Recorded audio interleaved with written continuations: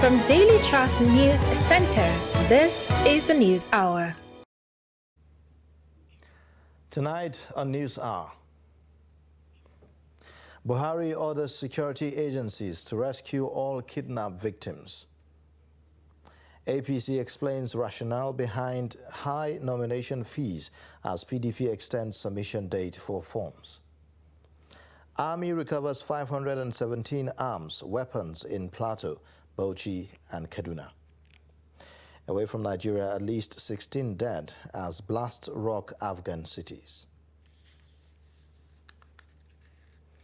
Hello and welcome to the News Hour on Trust Television. I am Ayuba Ilya. Thank you for joining. We begin with security situation. The Inspector General of Police, Usman Alkali Baba, has condemned the recent spate of attacks on police officers, facilities and other police operational assets around the nation. In particular, the IGP is saddened by the reports in the southeast where there have been attacks on police stations, murder of police officers, as well as the destruction of critical national infrastructures. Consequently, the IGP has ordered the immediate deployment of additional operational assets to complement officers and men attached to Operation Restore Peace in the southeast and other launched operations with the aim of flushing out criminal elements who hide under the guise of aggrieved citizens to perpetrate criminal acts. A statement from the Force Public Relations Officer, Olumuyiwa Adejobi, said that the IGP warned that attacks on police officers in the line of duty will no longer be tolerated under whatever guise, as the force holds the lives of its personnel sacrosanct. Nigerians have continued to criticize the cost of expression of interest and nomination forms of the ruling All Progressives Congress (APC), but National Publicity Secretary of the party, Felix Morka, explains that there is a rationale behind the decision. He also denied claims that the party had taken a decision on the mode of primaries to be adopted by a section of the media. Morka spoke exclusively to Trust TV's Shafiu Suleiman. Wednesday's NEC meeting of the ruling All Progressives Congress pegged the cost of its nomination and expression of interest forms for a candidate vying for the presidency at 100 million naira, 50 million naira for governorship, 20 million naira for the Senate, and 10 million naira for House of Reps. This has generated negative reactions across the country. Indeed, some aspirants describe the action as empowering the money bags to dominate the party electoral contests. Some of them who have expressed interest were at the meeting yesterday and were a part of the decision to approve this very fee structure. So, I'm not sure that this is really, such a huge... And in any event, the party, has no statutory allocation to it. And yet the party is in the business of conducting not just the primaries, but also the elections. Exactly where, is the party expected to generate revenue? Is it really by just, going cap in hand begging for money, from those who have political appointments? Or where? I think we need to be all reasonable. Party business is an expensive business. The party also took other decisions such as transfer of powers to the National Working Committee, NWC, amongst others. National Publicity Secretary of the party, Felix Morka, says contrary to media reports, the party is yet to take decision on mode of primaries and zoning. The presence of that item on our schedule is not in any way a decision that is the mode. The mode of primaries to be used by this party will be decided by the appropriate authority. The zoning arrangement is the same thing. We have nominated the German zoning, and if and when the party decides to make that decision, we will make it and we will, communicate that outcome to you and the members of the public. But there have been increasing concerns over the increasing commercialization of electoral contests in Nigeria's polity, with attendant consequences on inclusive participation and excessive monetization of the democratic process. Shafiu Suleiman, Trust TV News, Abuja. President Muhammadu Buhari has given all security agencies marching orders to rescue all Nigerians that have been taken into captivity by criminals and bandits. The president's charge is not limited to the victims of the Kaduna train attack, but all Nigerians that are being kept against their will in several attacks. The orders were issued at the National Security Council meeting chaired by President Muhammadu Buhari on Thursday at the State House, Abuja. Kehinde Amodu reports.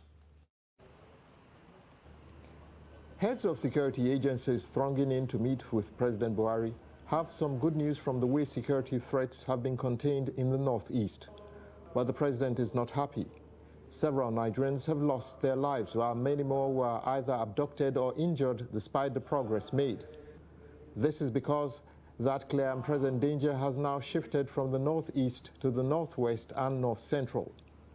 So before any other requests or proposals are considered, the president's first charge is the immediate rescue of innocent Nigerians that are being held by different terrorist groups.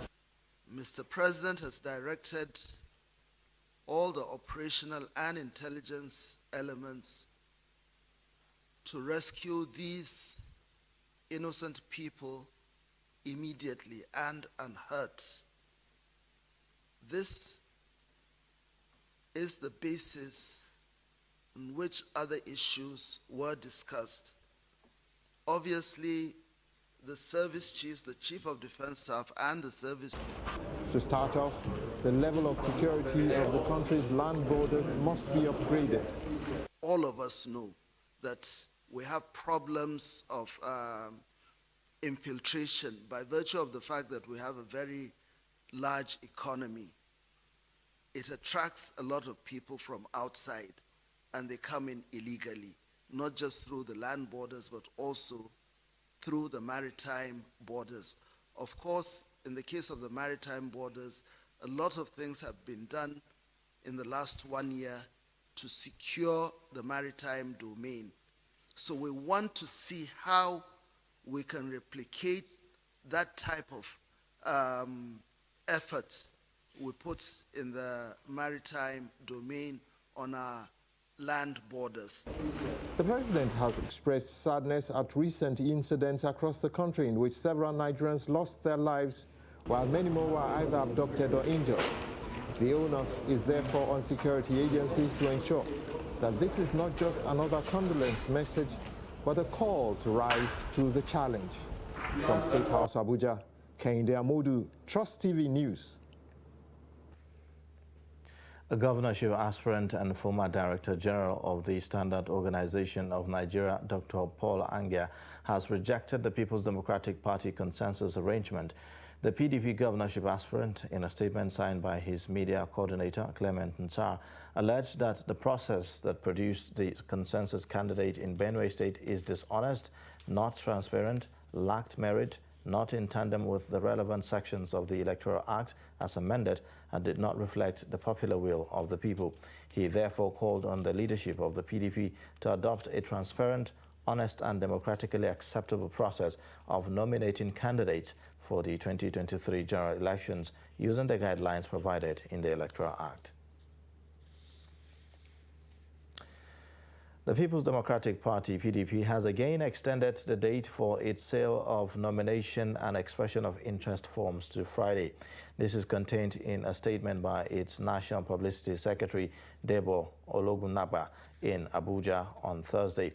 Ologunagba said that after the thorough consideration of various issues and concerns in the party, the PDP extended the closing date for the purchase of expression of interest and nomination forms to Friday, adding that it is reflected in the reviewed timetable. Similarly, the following new dates have been fixed for the screening as well as appeals arising from the screening of aspirants for various positions. The State House of Assembly and National Assembly, April 27th, Governorship, April 28th, Presidential, April 29th. The appeals on all screening exercises is May 2nd. Ologunagba added that under the updated timetable, the three-member ad hoc ward congress had been fixed for April 30th, while the local government area national delegates congresses will now hold on May 5th. He said that all dates for primary election into various positions remain the same. A chieftain of the All Progressives Congress APC in Zamfara State, Abdullahi Shinkafi, has described the call for the constitution of an interim national government after 2023 from some quarters as invitation to anarchy, constitutional crisis and political disorder in the country. He was reacting to a statement credited to Afeba Balola calling for the interim national government after President Muhammadu Buhari's tenure. The report. The call for an interim national government after President Muhammadu Buhari's tenure in 2023, credited to Afeba Balola, has continued to generate reactions in the country. This latest reaction is coming from a chieftain of All Progressives Congress in Zamfara State, Abdullahi Shinkafi, who called on Nigerians to reject in totality the call for interim national government. He said anyone who is making that call does not mean well for the country and termed it as invitation to anarchy and political disorder. To call for international government is not wishing this country well. This is an invitation to anarchy. This is an invitation to constitutional crisis, and this is an invitation to cause serious political disorder in this country. So I call on each and every respected Nigerian to reject the call for convocation of international government under the special President Muhammadu Buhari administration. The APC chieftain also called on President Muhammadu Buhari to address the prevailing security challenges currently facing the country. He observed that the attack on the Abuja-Kaduna-bound train was a situation which has never happened in the history of Nigeria, adding that there is need to deploy modern technology to combat insecurity. So I call on Mr. President, Commander-in-Chief of Nigeria, to also tighten his belt to make sure that he provides security in this country. Because what happened on the Kaduna train attack is something which has not been done throughout the history of Nigeria, even in some African countries. On the course of obtaining APC expression of interest and nomination forms, the APC chieftain believes it is too high and will deprive young from participating in the process because they cannot afford the cost of the forms. I call on the national leadership of the party to revisit the cost of sales of form and reduce it to 50%, because this will discourage our young Nigerians, the youth who want to take part in the election, to now start running away from the party, because this shows that it's only the money bags that will hijack the exercise. Shinkafi, who frowned at those calling for the resignation of President Muhammadu Buhari, also asked all Nigerians to ignore such groups as the president is not incapacitated and urged to allow the president concentrate on providing good governance till 2023.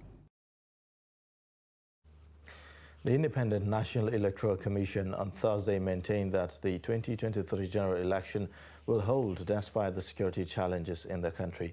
INEC Chairman Professor Mahmood Yakubu stated this in Abuja at a public presentation of the 2022-2026 strategic plan and the 2023 general elections project plan. Yakubu explained that the documents presented were the third in the series of strategic election plans since the era of deliberate planning of elections started in 2012. According to the INEC boss, the 2023 polls will be governed by the new Electoral Act, which contains provisions that will enhance the capacity and ability of the Commission to better manage the electoral process, while pledging to ensure the safety of electoral personnel and materials, accredited observers, media practitioners and voters. Yakubu called for the support of all Nigerians to successfully conduct the polls. Personnel of Operation Safe Haven, a multi-security task force maintaining peace in Plateau and some parts of Bauchi, have recovered 517 small arms and light weapons from criminals. The weapons recovered include 27 AK-47 rifles, 1 FN rifle, 2 Beretta rifles, 3 G3, 6 Beretta pistol, 1 Harrisburg pistol, and 1 SMG. Also recovered were locally fabricated weapons comprising 183 rifles, 163 Dane guns, 102 pistols, and 19 SMG. Others include 6 single-barrel guns and 1 pump action.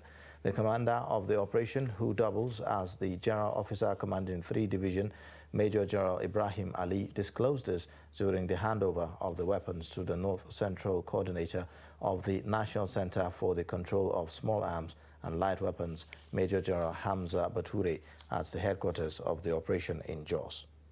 It is senseless bloodletting and insecurity occasioned by the proliferation of small arms and light weapons in circulation within our communities and society.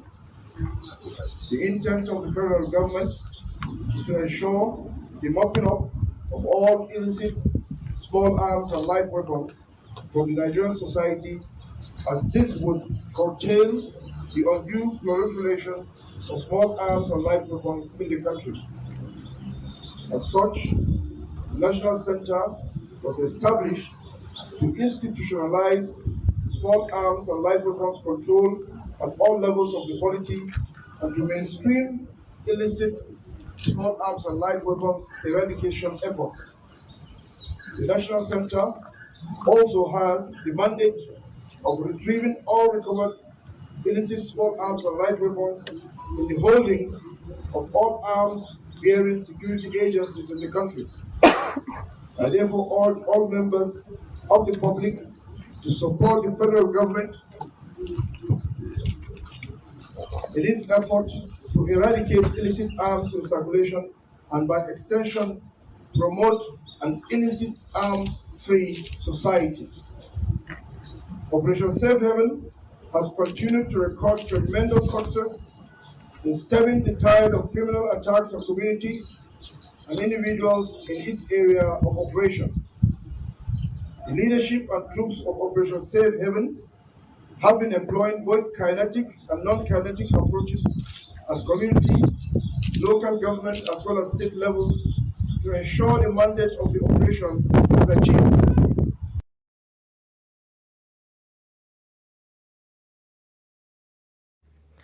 Still on security, 3 persons were reportedly killed at Umuhonde local government area of Edo following a motopark leadership tussle. Police spokesman SP Katongs Bello confirmed the incident but said he had yet to get further details. Newsmen gathered that the gunmen attacked the victims, one of whom was the chief security officer of the community at their duty post at Ahokara.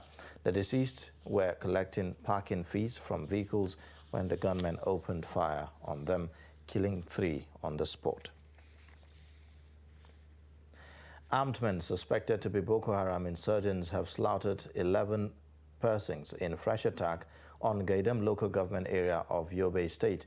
Reports say that the insurgents invaded the community Wednesday, and it was reported that the terrorists parked their motorbikes at a nearby community and walked on foot and perpetrated the deadly attack on innocent citizens. The insurgents entered through the eastern part of the town, set Government Science and Technological School Gaidam ablaze, and slaughtered 1 person at the school quarters. An anonymous source said that the gunmen also targeted Kwari, a popular brothel in Gaidam town, where they slaughtered 10 persons, both men and women. The chairman of Gaidam local government area, Ali Kolo, could not be reached on phone, but his vice, Musa Mohammed, confirmed the attack.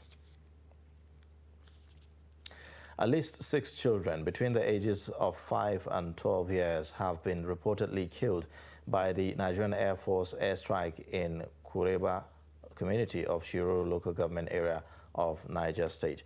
It was gathered that the air component of the joint security operatives mistakenly struck the community while trying to bombard the hideouts of terrorists in parts of the local government.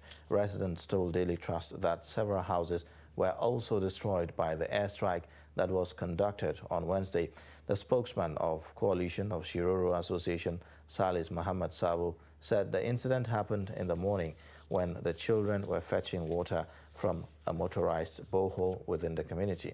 Sabo said a father lost two of his daughters and 2 granddaughters to the strike, adding that the community where the airstrike took place was not the hideout of the bandits. Efforts to reach the spokesman of the NAV, Air Commodore Edward Gabwet, proved abortive as calls to his mobile phone did not connect. You're watching the News Hour on Trust Television. Coming up shortly. Free feeding in the spirit of Ramadan. Details and more after the break.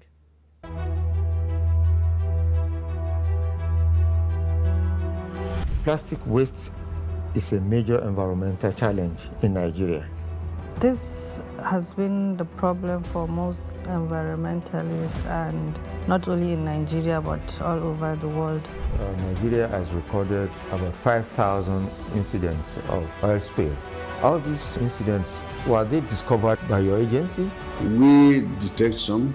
The host communities detect quite a lot.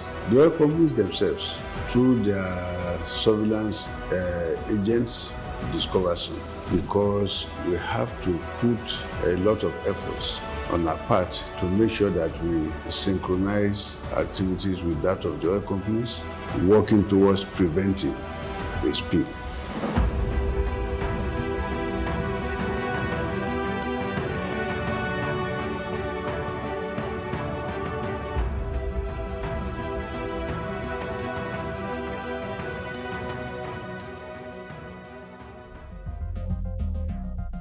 This is Trust TV, documenting the Nigerian story.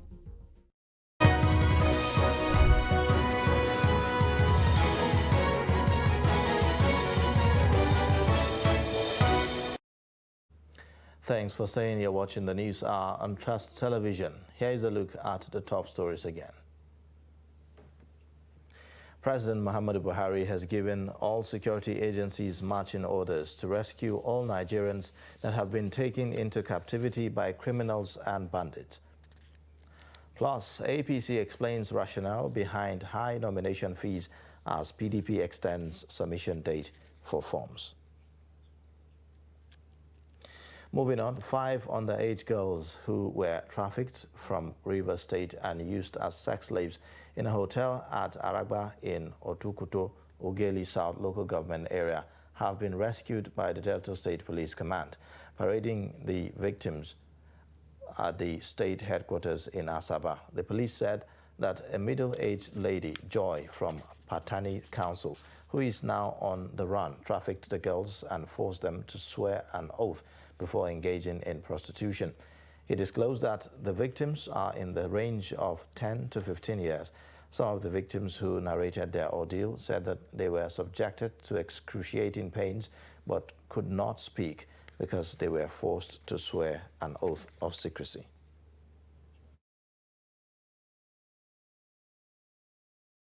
Girls between the ages of 10 to 15, about 5 of them are here.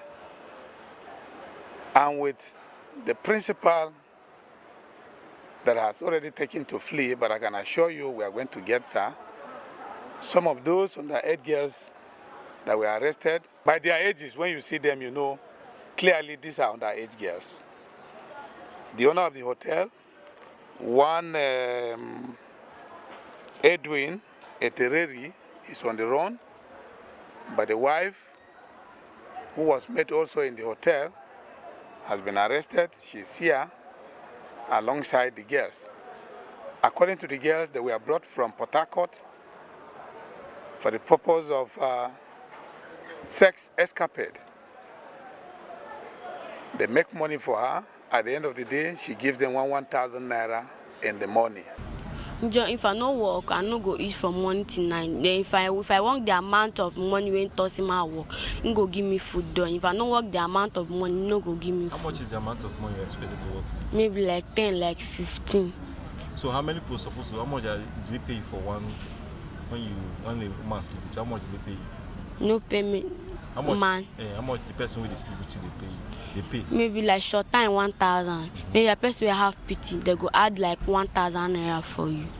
Man tell me say any money I make, if I hide them, say I go die, or if I learn come up for that, say I go die. I can't start the work as I don't tire. Now I can't escape. All of us come get plan. As the woman they sit down for that side. The woman every day they carry chair, they watch us. How many men way they carry put for inside. Now can they get plan. Now calling for that night. Go get inside.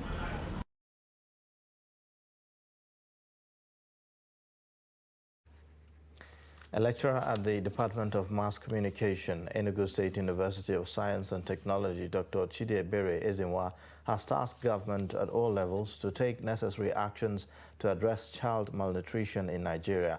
In his presentation at a two-day media dialogue organized by the United Nations Children Fund, Ezenwa said malnourished children face a bleak future. UNICEF communication specialist Dr. Geoffrey Njoku charged journalists to write data-driven stories on child malnutrition to prompt government to tackle the problem.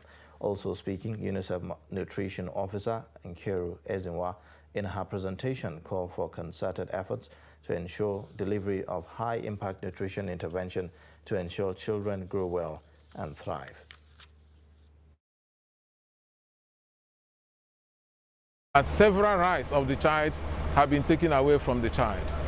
A malnourished child will not do well in school, and if the child fails to do well in school, that means that the child's future is affected. He cannot get a good job. And when the child cannot get a good job, the child is condemned to poverty, and that is intergenerational poverty. The child will move from poverty to poverty. So that is why we are here to say that adequate nutrition is also a right of the child, that the child should be well fed. That if a child is well fed, adequately fed, that the child will do well in school. And if the child does well in school, that means that the child will get a good job and the future of the child will be bright. Concerted efforts to ensure the delivery of high-impact nutrition interventions to mothers, to children at all levels, to ensure that children and women get the much needed nutrition that they need to be able to grow and thrive. And if Nigeria is able to achieve this, it will definitely see a turnaround in the numbers and also ensure that we're able to meet our SDG targets and ensure increased national productivity. Zamfara State sent 97 clerics to Saudi Arabia on Lesser Hajj to go and pray for a stoppage of banditry in the country. It is part of its decision to diversify strategies to restore peace and security in the state.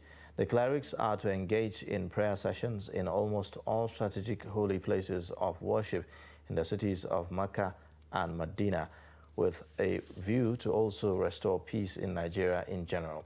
Addressing the clerics before their departure, the state's Deputy Governor, Senator Hassan Nasiha, admonished them to consider the state and its people in their prayers. Deputy Governor added that they should do this with the hope that God will cause an end to the multiple problems of the nation. He said they should constantly remember that they are representative of all citizens of the state and to seek God's intervention to bring an end to banditry and other crimes in the state.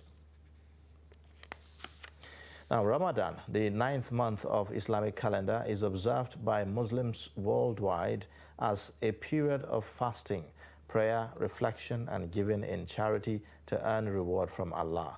As part of efforts to maximize the reward of the month, Al-Habibiyah Islamic Society has been feeding over 2,000 fasting Muslims and non-Muslims daily since the start of Ramadan. Maradia Umar reports.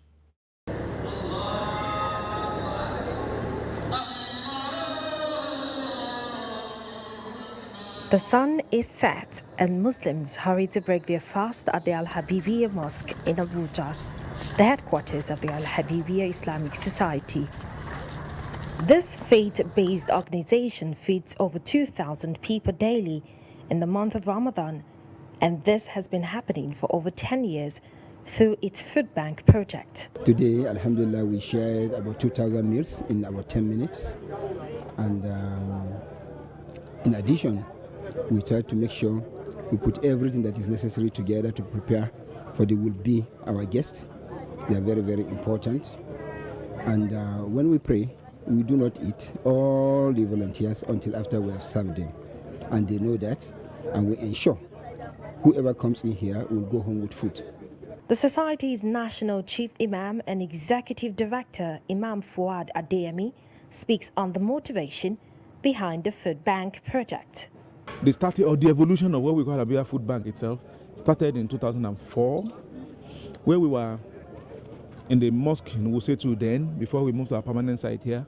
Some people came, a family who said she is a widow and that she needed help. They said they're about a widow of 5 family. We contributed to help her that day. Not more than 4 days, another set of people came. They said they are widow, they're about 10. Now we also contributed. Before we know it, another 6 sets came, and I decided that, come on, with the way these things is going, by next year, we have to make it better. We set up a committee. Incidentally, I got a program in US in that time in 2005. So I now saw that there's a place in US where they are feeding people. And I said, so poor people here again, like Nigeria. So when I get back home, this thing is going to be improved. It's going to, the level is going to be raised. And alhamdulillah, Allah supported us. This selfless act has also won the organization international recognition. It will also interest you that in 2012, the US government here, they came, they supported us, and when they saw what we did, they wrote to their home states and they created an award for us. They call it American Ambassador on Humanitarian Services, who are given that. Nobody has ever been given that award before, and after us, they have not given it to anybody. He said in addition to the daily feeding program, on Salah Day, the society also has another program that feeds the destitute. In a similar vein, as the Ramadan fast enters its last 10 days, Muslim groups and other well-meaning Nigerians have continued to reach out to the less privileged in the society to enable them observe the period with ease. Part of these efforts was the payment of fines to people with minor offenses at the correctional services by the Katsina City News, an online news platform in the state. Abdullahi Ahmadi has more.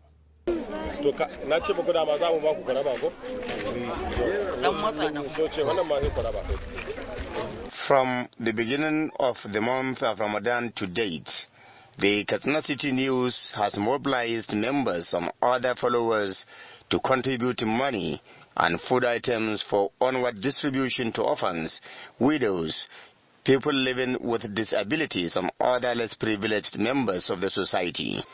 The founder sheds light on what motivated the platform to initiate the gesture.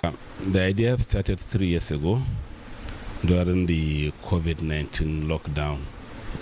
So I was on my way from the one mosque to my house. Then I noticed how people are suffering because at that time there's no market and there's even no movement because of the COVID-19 law which prohibited people to come out. We used to contribute, especially when the 10 last month of the Ramadan comes, because at that time people were saying that they are doubling their good works and their effort. So far, hundreds of such people have benefited from the gesture since the beginning of the month of Ramadan. Besides payment of fines to offenders with minor offenses, members of the social media platform also settled medical bills of some poor and vulnerable patients at various hospitals. So far, the main objective of this committee is to see to the welfare of the inmates, those who have been convicted and cannot afford to pay the fine or compensation. So we look into their cases and pay the fine and compensation. While members of the platform sees the act of reaching out to these needy people as obligatory, the beneficiaries say they are overwhelmed. I'm a widow. I started a business of making awara, and I borrowed money from a friend, after which the money somehow got lost. I lost everything, and as a result of that I was taken to court.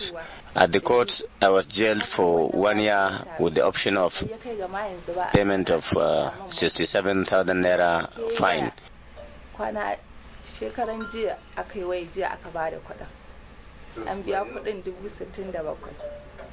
The exercise continues with a call on corporate bodies, individuals and other well-meaning Nigerians to assist in reducing the difficulties being faced by the vulnerable groups. This is coming at a time when Katsina State is battling with insecurity, a situation that rendered hundreds of thousands of people poor and vulnerable. Abdullahi Ismail, Trust Television News, Katsina. Frequent accidents along major highways due to the high speed by some vehicles have forced some communities to mount roadblocks or build speed breakers to ensure that vehicles reduce their speed while on these roads. Abubakar Abdullahi visited some of these communities and found in this report. Without these speed bumps or logs of wood placed across the road, the speed of these vehicles would have been faster than what we see. Across some parts of Nasarawa State where the highway passes through, especially slopey areas, obstructions are mounted on the roads to prevent vehicles from driving too fast.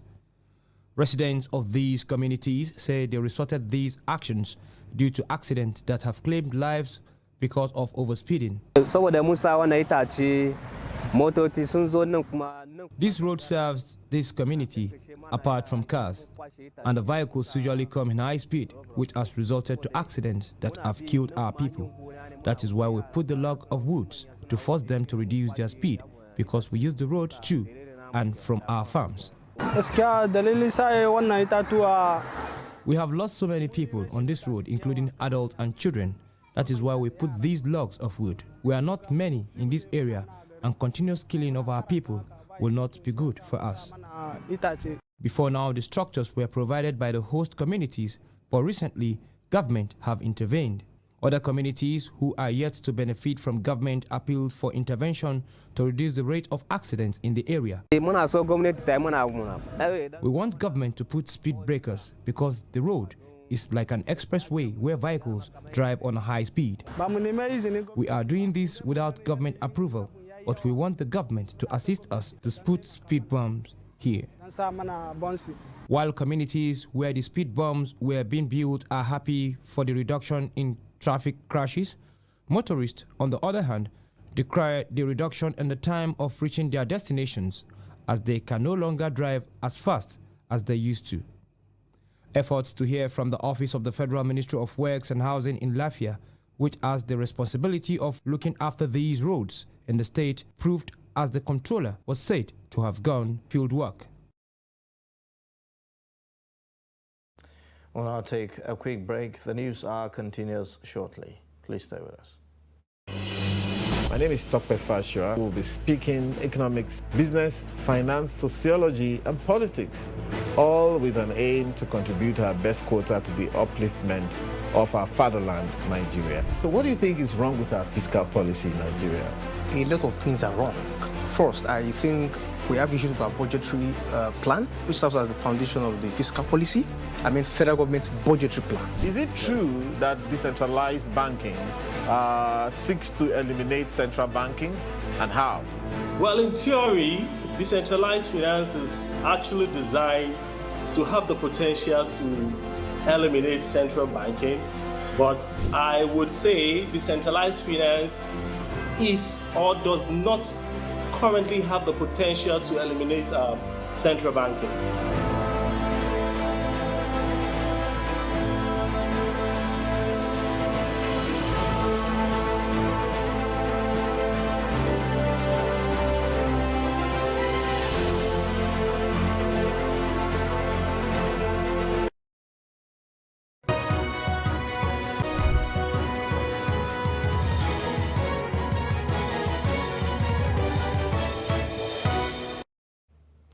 Thanks for staying with us. Now the news continues. Kano State Hisbah officials have intercepted thousands of bottles containing alcoholic drinks believed to be beer. Speaking exclusively to Trust TV, Commander General of the State Hisbah Board, Haruna Ibn Sina, said that the beer was intercepted at a time when Muslims are still observing the holy month of Ramadan. Correspondent Idris Jibrin reports.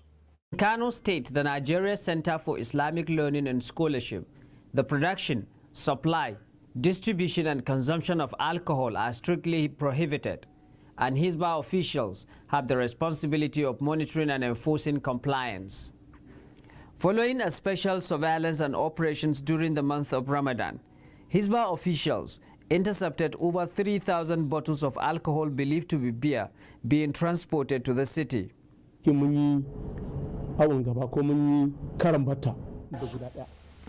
We are very lucky to have intercepted one at a time when everybody was observing his Ramadan fast. These individuals were arrested with cartons of alcohol, which we know is a beer, containing about 3,000 bottles.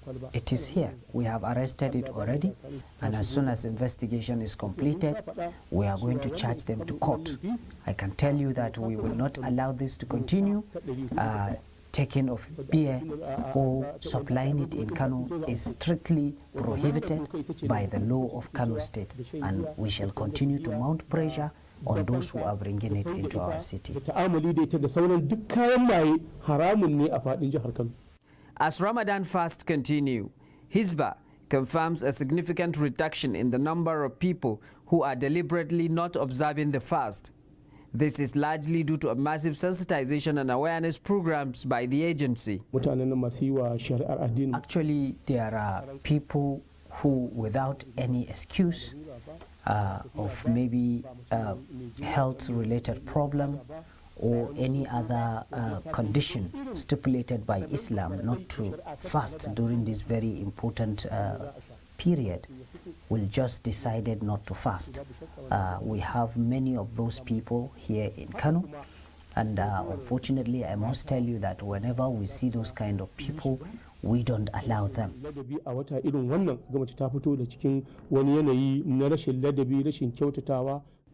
While Hisbah vowed to continue its campaign of ensuring that the teachings of Islam are strictly adhered to, residents are advised to continue to pray for peace and stability in Kano State. Idris Jibrin, Trust TV News, Kano. Members of the Nigeria Hunters and Forest Security Services on Thursday at a walk to the gates of the National Assembly appreciated the 9th Assembly for passing the bill that will help transform local hunters into law enforcement officers.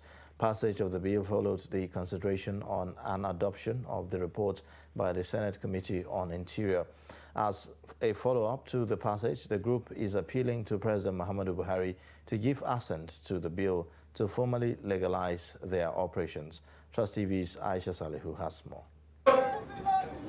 The synergy and operations between security agencies like the Joint Operations of the Nigerian Army, Department of State Security Services, Police, Civil Defense and local hunters are part of the security operations which lead to the arrest of bandits, kidnappers, Boko Haram terrorists among other criminal groups in the forests. In line with demands of the local hunters to be transformed into law enforcement officers, the Nigerian Senate passed the Nigerian Hunters Council Bill into law, although yet to be granted assent by President Muhammadu Buhari. We are appealing also that now that the Senate have passed the bill into law, we are praying and also appealing that, Mr. President should help us all, to also sign formally the Nigeria Hunter Council into law. From this day henceforth, we are looking at a situation where we will be law.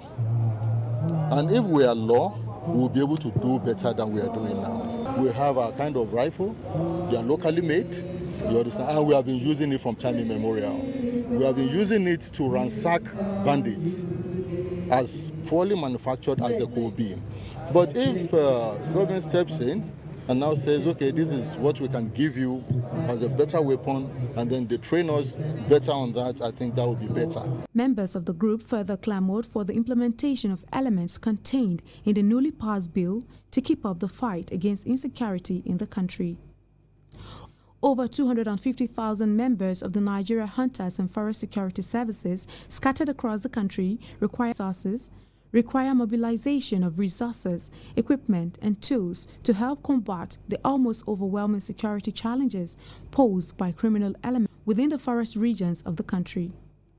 Aisha Salihu, Trust TV News, Abuja. The National Association of Telecom Subscribers has announced its preparedness to take the federal government to the court as part of efforts to secure temporary lifting of the government's prohibition on subscribers' outgoing calls. This follows the outcry by the subscribers whose outgoing calls were barred following their failure to link their NIN with their SIM cards. Chamung Dabeng speaks to Nigerians to see if they share the same sentiment with NATCOMs. Recall that on the 4th of April 2022, the federal government ordered telecommunication companies to bar all outgoing calls from SIM cards that are yet to be linked with their individual National Identification Number, NIN. The move by the federal government was met with an outpouring of negative responses from individuals who were unable to reach their families or carry out their businesses. As NATCOMs plans their lawsuit, do Nigerians agree with the move to suspend the NIN SIM linkage policy temporarily? Issues on grounds in that they seized other persons from getting access to their SIM card is a loss to this telecommunication company. But at the same time, on the part of the federal government, is one of the only way for them to be able to dare these users to be able to get this national identity card, which is necessary for them or for the country. Yes, I'm of the opinion that it should be suspended because as at the time people were signing up for these SIM cards and this registration, the terms and conditions didn't say that failure to register for a particular thing could result in them being locked out of the usage of their SIM card. So whenever government bring in policies, the most important thing here is that to know why that policy is being brought. So to my understanding, this policy is brought to checkmate the issue of insecurity in the country. So why are we not supportive of the policies? So it shouldn't be suspended. It is uncalled for. I am not in support of the telecoms taken to the federal government. For a long time, it is long overdue. By now, we should have a harmonized data. According to the president of NATCOM, Adeolu Ogunbanjo, the association is to join a lawsuit brought by the Socio-Economic Rights and Accountability Project against the federal government over the implementation of the NIN SIM policy. Chamun Dabeng, Trust TV News, Abuja. To some business news, the Nigerian stock market on Thursday closed on a bullish note as the all-share index appreciated by 0.18%, closing at 48,223.86 points from the previous close of 48,138.71 points. Investors gained 46 billion naira as the market capitalization grew by 0.18% to close at 25,998 trillion naira. The market breadth closed positive as 29 equities emerged as gainers against 9 equities that declined in their share prices.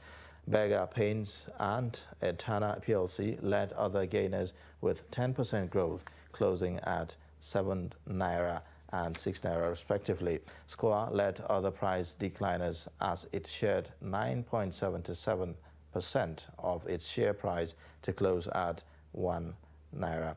An aggregate of 244.69 million units of shares were traded in 4,859 deals valued at 3.15 billion naira. We'll take a short break now. After the break is sports and the foreign news. Please stay with us.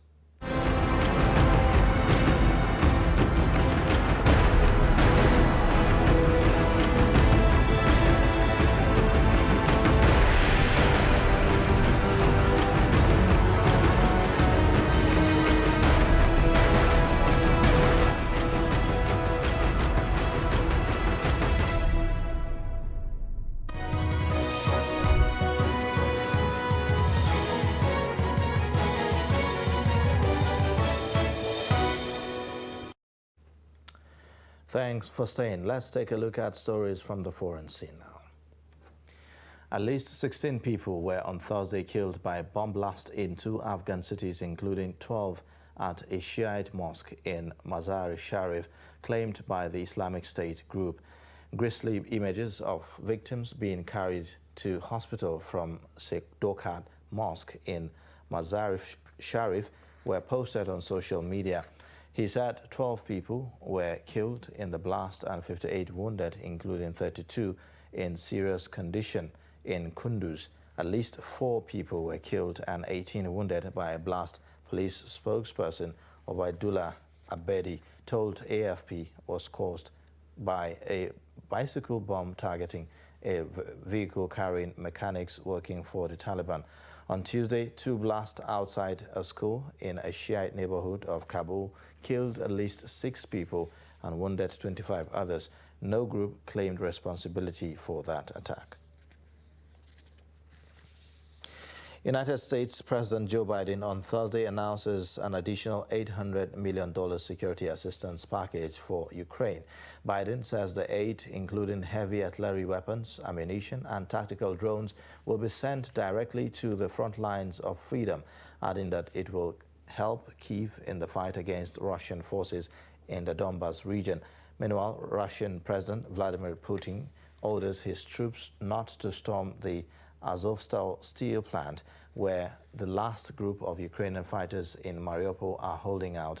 Instead, the president tells them to seal it up, adding that Russia has control of the strategic port city.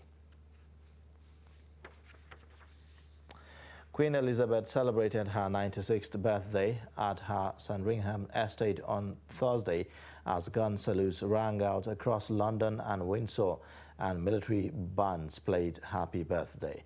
Britain's longest-serving monarch, who celebrates a historic platinum jubilee this year, is pictured with 2 white ponies in a photo released for the occasion. Government ministers joined members of the royal family in sending their best wishes to the Queen, who has stepped back from most public duties this year over concerns about her health. She travelled from Windsor Castle, west of London, to spend her birthday at her estate in Sandringham, Norfolk. Elizabeth became the Queen of Britain and more than a dozen other realms, including Canada, Australia and New Zealand, on the death of her father, King George VI, on February 6, 1952, while she was in Kenya on an international tour. And in sports news, Manchester United has appointed Ajax coach Erik ten Hag as their new manager. The Dutchman will take over from interim boss Ralf Rangnick at the end of this season on a 3-year deal with a year extension. Rangnick, who replaced sacked Ole Gunnar Solskjaer in November, is set to move into a consultancy role. Ten Hag will become United's 5th permanent manager since Sir Alex Ferguson retired in 2013. United are 6th in the Premier League with 5 games remaining this season, 3 points behind Tottenham, who occupy the 4th Champions League spot. Now let's join our sports correspondent Adeni Ajishafe for more on sports updates.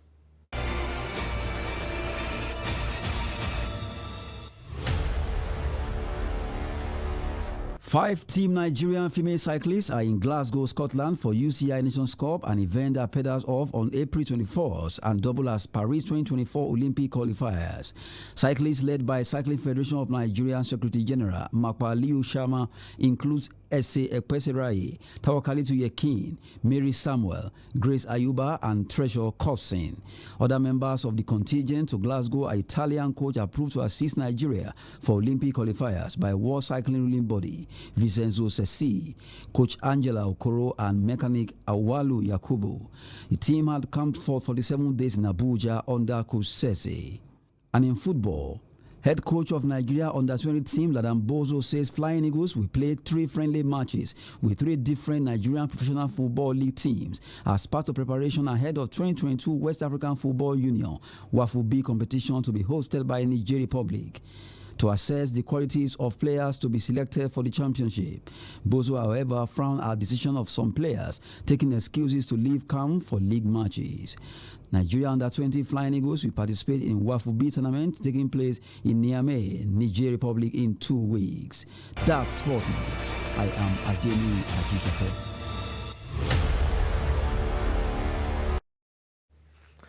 And that wraps up the news hour on Trust Television. You can connect with us via our social media platforms and subscribe to our YouTube channel to watch more. I am Ayuba Ilya. Thank you for watching.